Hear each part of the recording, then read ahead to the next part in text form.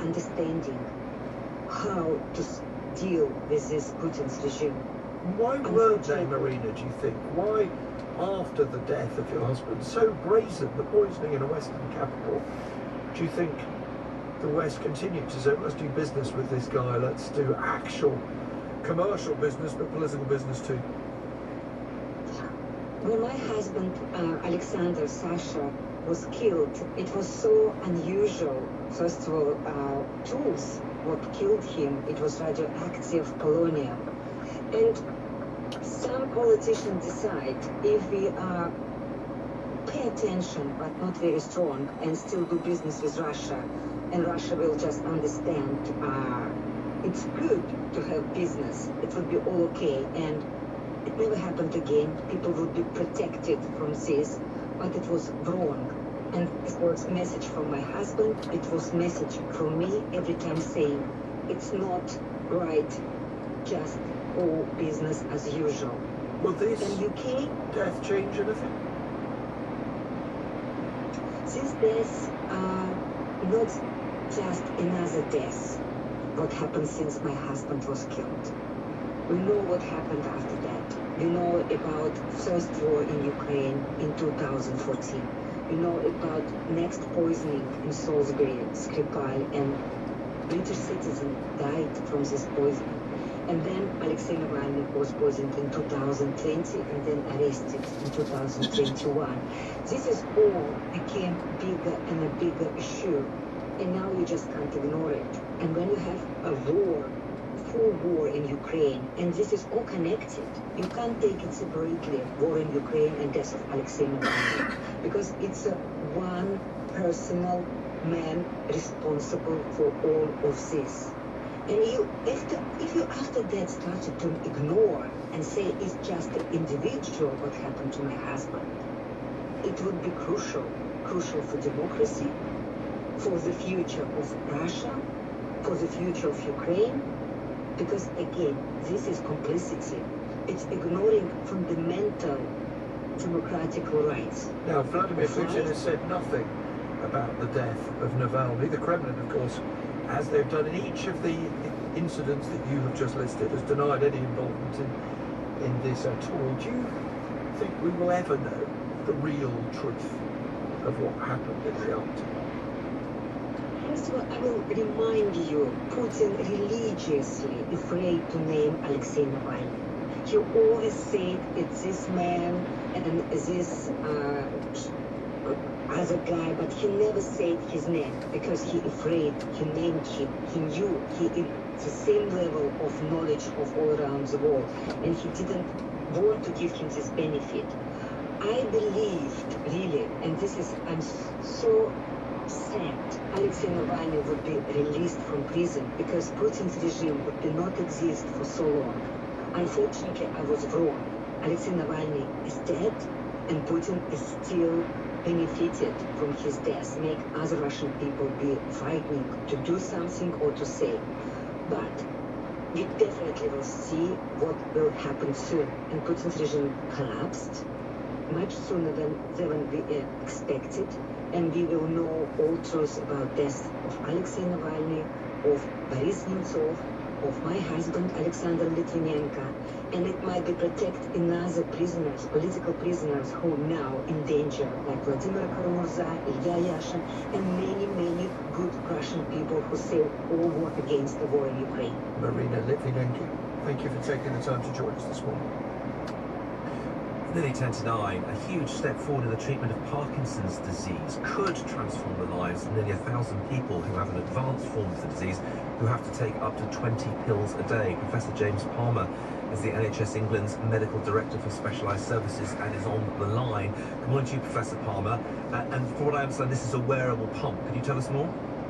Yeah, good morning. This is an old drug now being able to delivered in a very new way. So levodopa is an important drug in Parkinson's disease, which releases the substance dopamine, which is the main reason why people get Parkinson's disease. Levodopa has been here since the 1960s, but the innovation here is that the drug companies managed to make this drug soluble enough that it can just be injected continuously under the skin. So with Parkinson's disease now, you can have a pump, and it introduces the drug at a steady rate across the whole day. Okay, and that stops patients having sort of peaks and troughs in their medication?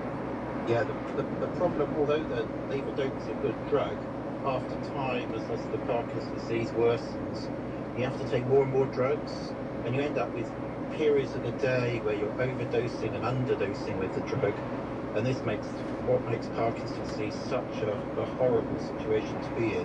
Because you can't plan anything for the day, because you might find part of the day you can't move, part of the day you're moving excessively.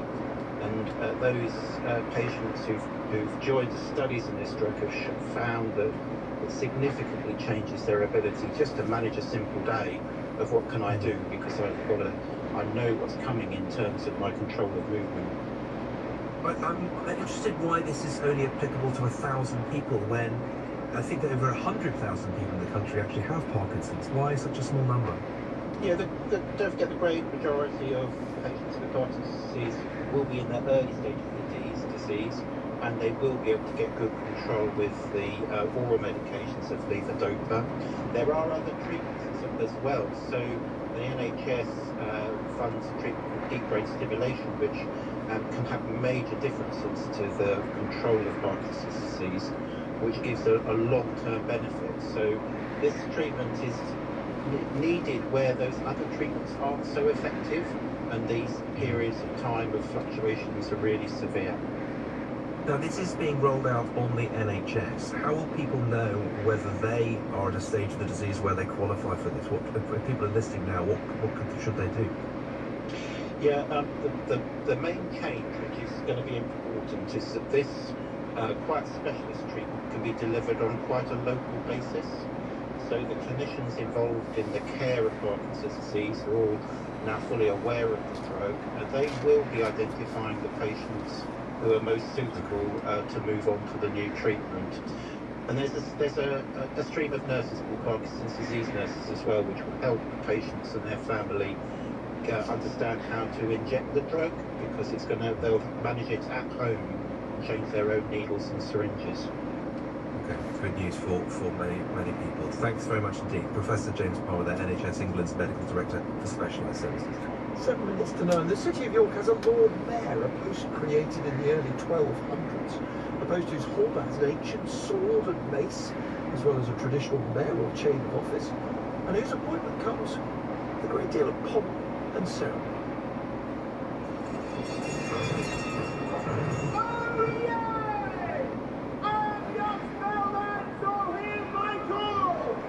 Introducing you, the new Lord Mayor of York. Well, the Lord Mayor of York may wear all of that stuff when he or she is appointed, but won't be seen in much of it for much of the rest of the time, because there are cuts.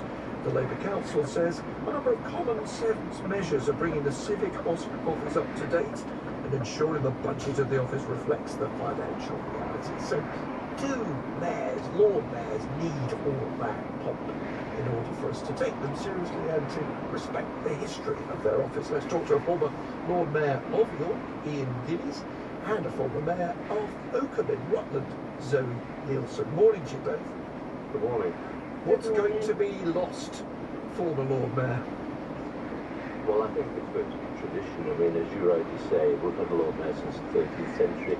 We have a mansion house since the mid-1700s, the oldest mansion house in England, and the Lord Mayor of York is a second owner to the Lord Mayor of London. And it's not just the Lord Mayor in York, of course. We have a civic party, which is the Lord and Lady Mayoress and the Sheriff and Sheriff's Lady.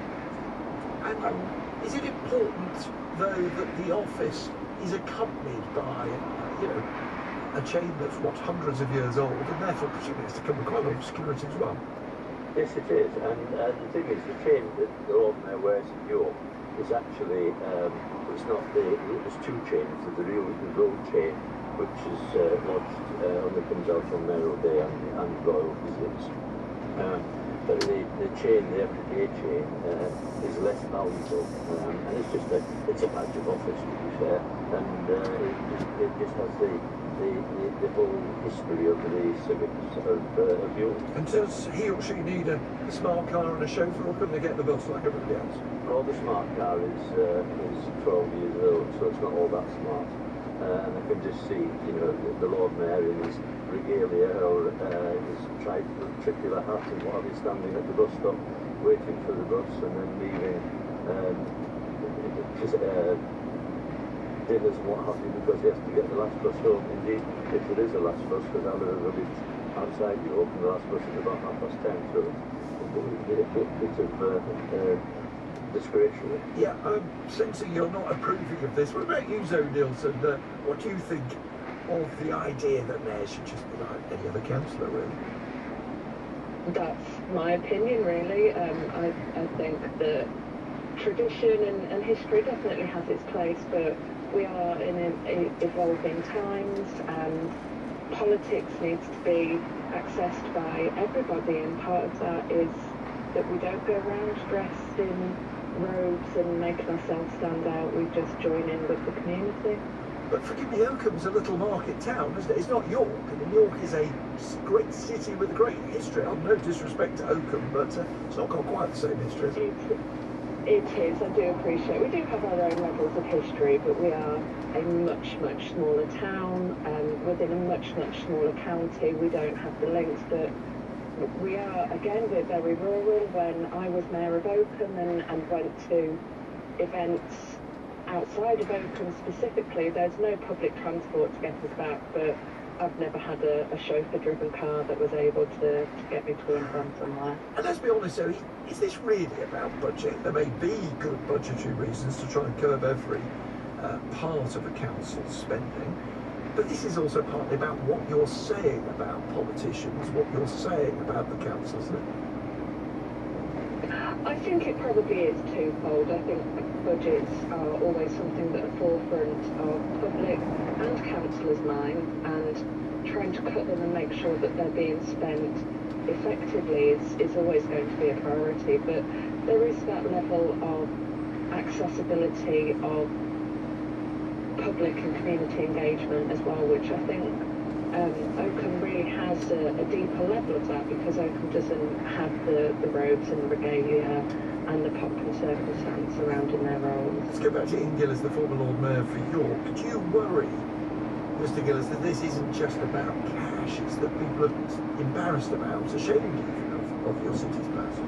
I don't believe that. I think the Lord Mayor, by tradition, no matter which party it comes from, have been fairly. We never voted at full council meetings, although we chaired them, and it's been a non-political base. And when I was Lord Mayor, I mean, we raised £80,000 for charity.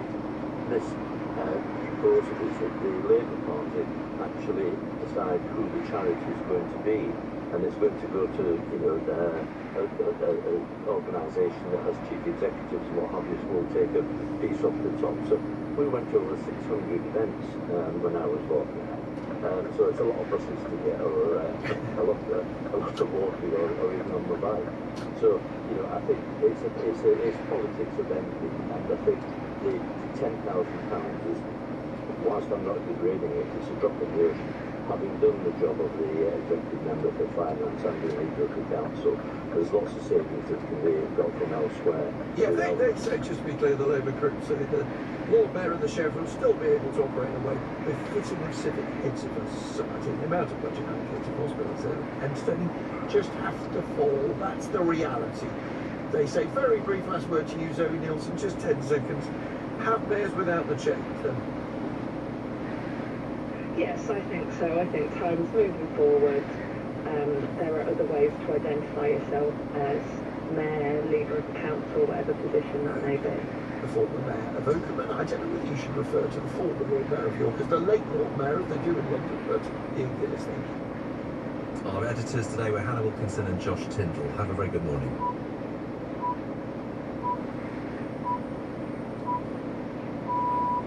BBC News at 9 o'clock. More than 100 protesters are reported to have been detained in cities across Russia. One of President Putin's most prominent critics, Alexei Navalny, died in prison. He was arrested in 2021 on extremism charges that were widely seen as politically motivated. Demonstrations and vigils have taken place around the world, with many activists and international leaders blaming the Russian president.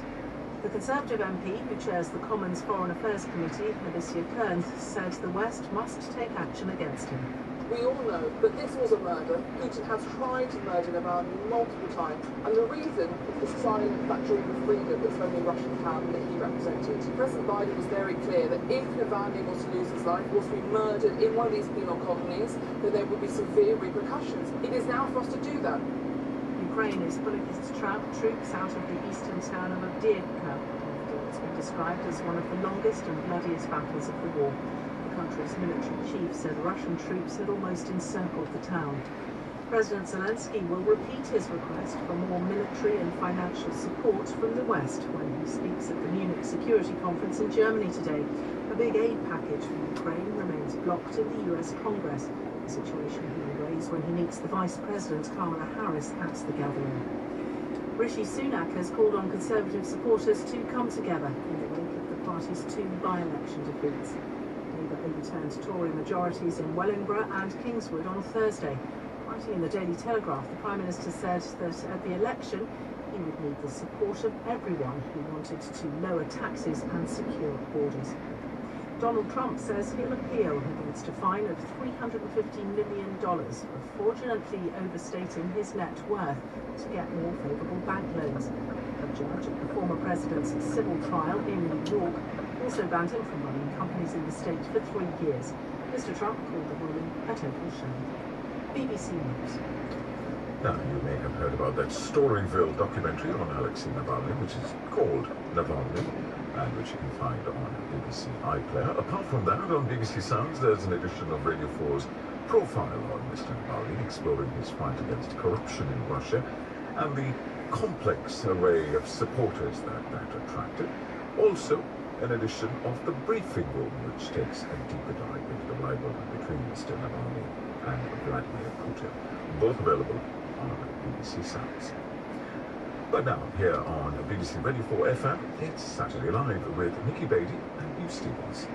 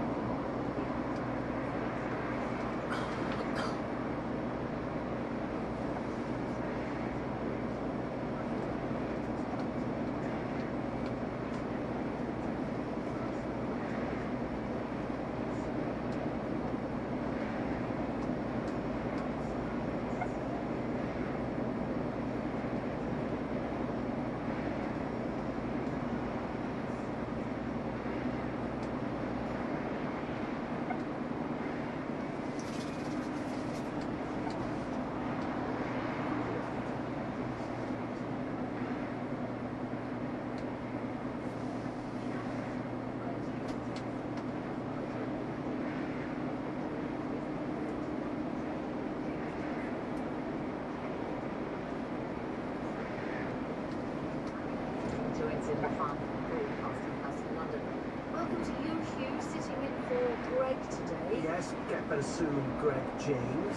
Now, in light of the late great radio DJ Steve Wright's death this week, and it being Valentine's Day, we were thinking about love songs, LUV, and wondered whether any of you had a story behind a love song that you'd like to share. Mariana, do you want to start us off?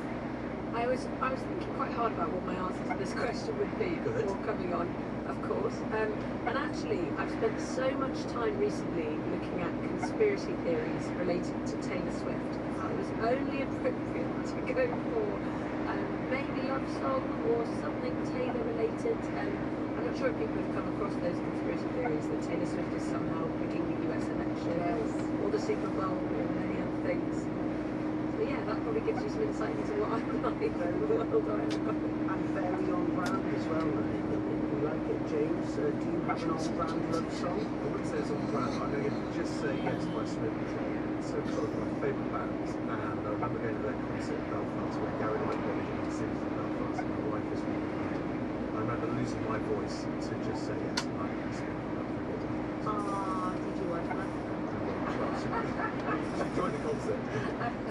Callum, what about you? Mine has to be similar to COVID as well. During COVID, I got a bit too romantic and during the time when the world was in lockdown, I had some great times to myself.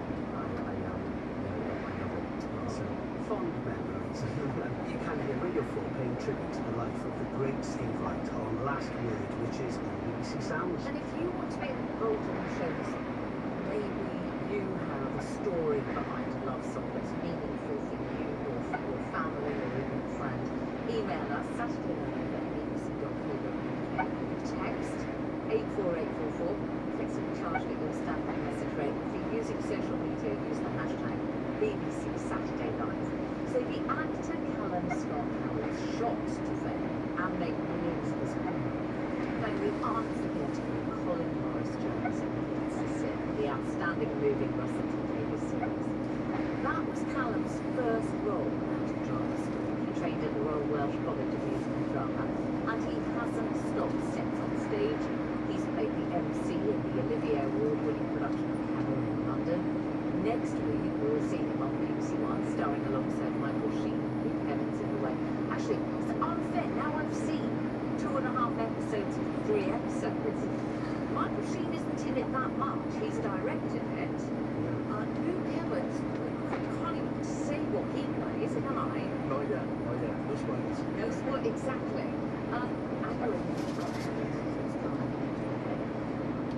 Impressive. Last night, you opened one step to the dawn of Western Bridge. So you've hot-footed into Cardiff. How was the first night? It went well. It went really well. We were so happy with it. Apparently, Houston off, they never get standing ovations. We were so happy that we had one, but also more importantly, the audience really enjoyed the show.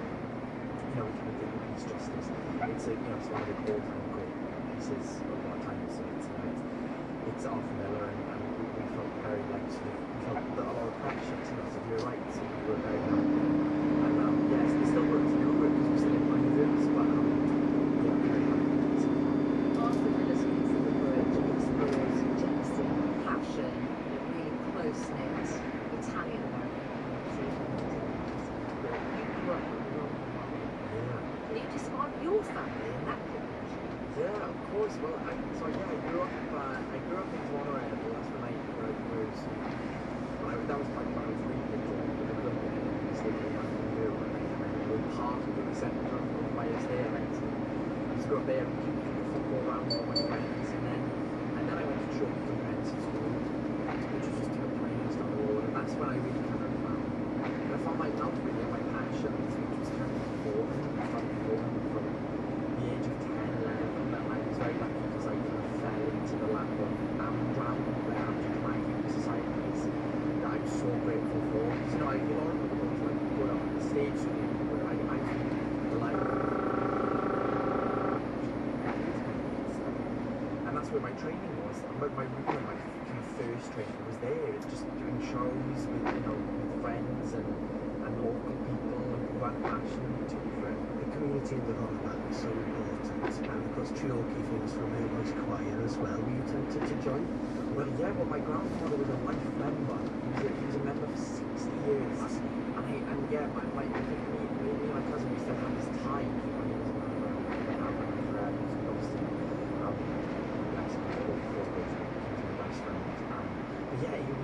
was a life member to another friend, and I still every now and again I try to. We did a big concert at St David's Hall last year, and we sung that with another friend. We invited a big concert and loved it. And I want to do this.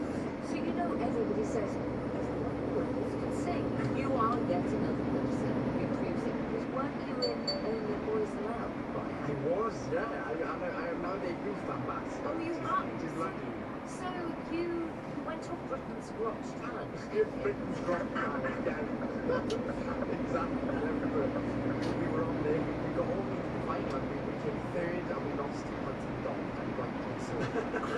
Did you also sing for the Sussexes? I did. Before all the stuff Well, I don't know what the stuff refers to, but so as that little child, it was were you, before the age of 10, were you encouraged by your family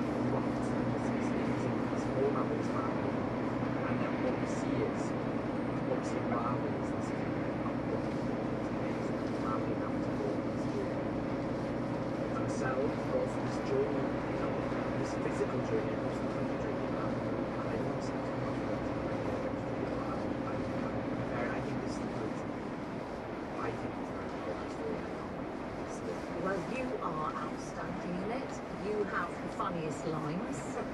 You really do. Maybe it's all in the delivery. There's also Talbot Pride. There is, okay, so there's I can say this, there's a red line. There's an abbey wall that's cursed, so you can't, if that wall goes down, you invoke the 16th century curse. So I'm watching all this, and then I thought, it's true. I thought it was just made up for the show.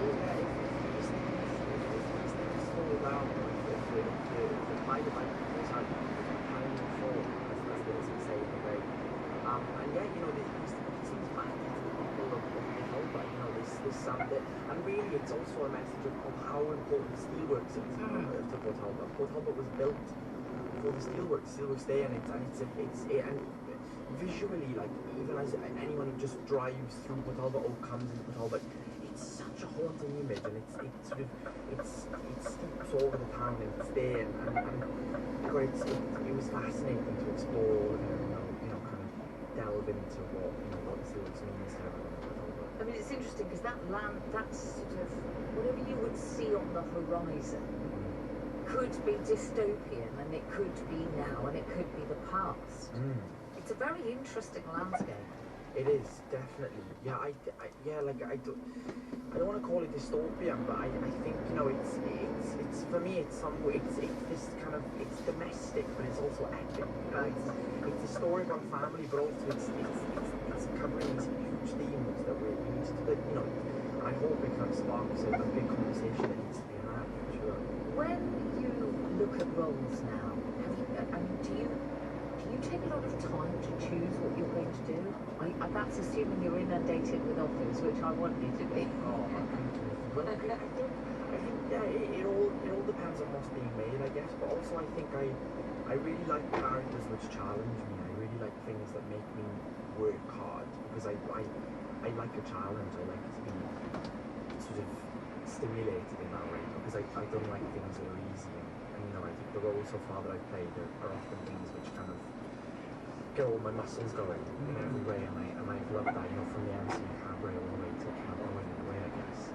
When you got the role for Colin, for It's a Sin, Russell T was picking you up on the show with Greg and Nikki last week. Oh, I love him so much. Yeah. What was your reaction when you read the script for It's a Sin and Colin's part?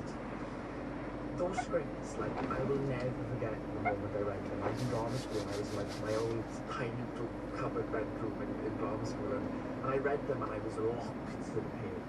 Like, Russell writes script like nobody else. You know, I was gripped from the off, and not only gripped to the story, but gripped to the character. Colin was so beautifully written.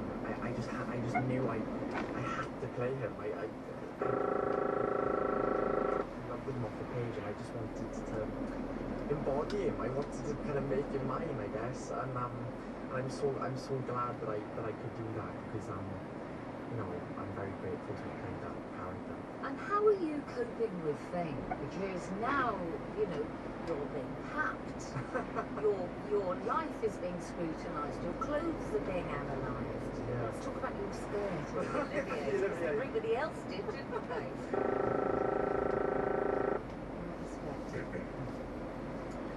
I think, you know, I always try to be doing the work. Like, I love my work more than anything, and I think everything else that comes with it is just an add-on, it's just a bonus, I guess. And I just try to kind of go about my life like a normal person.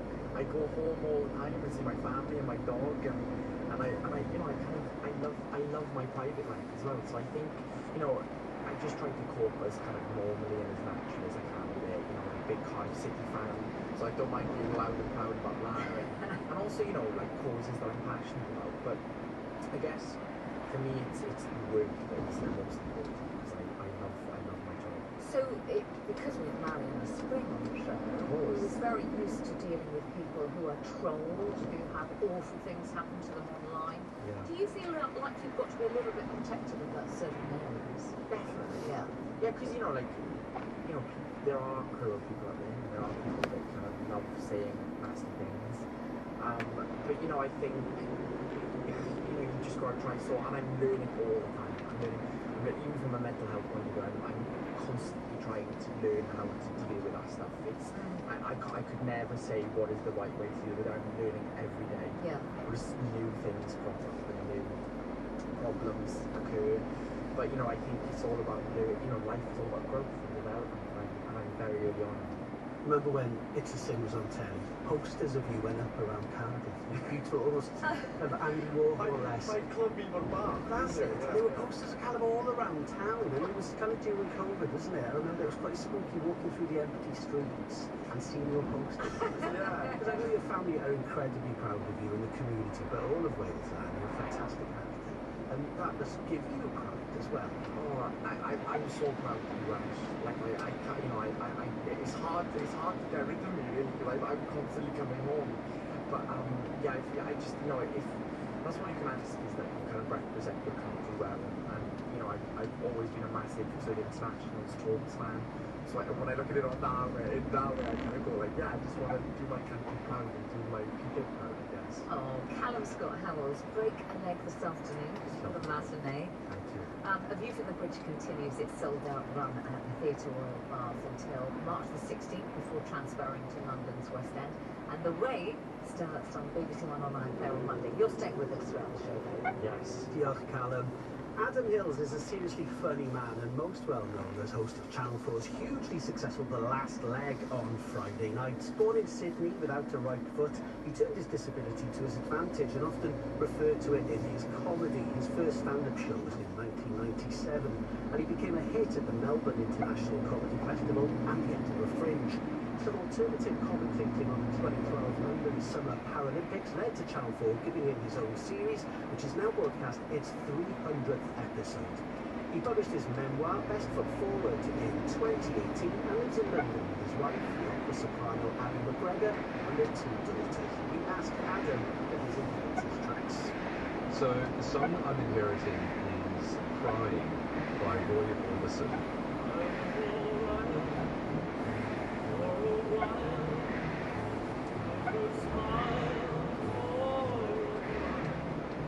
It's a strange one because most of the music I inherited came from my dad. He had a lot of records that I used to listen to growing up, in particular the Beatles, but I remember going through a stack of records and there were a few that my mum had, and one of them was Crying by Roy Orbison.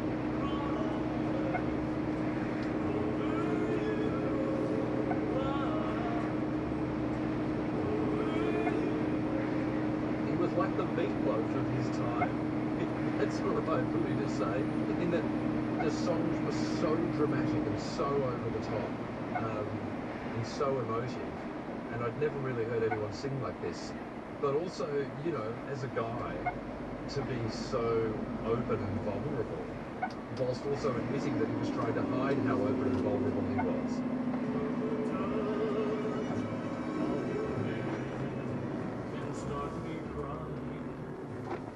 I think hearing this song was a bit of an eye-opener because, you know that moment when you realise that your parents had a life and that they were teenagers once?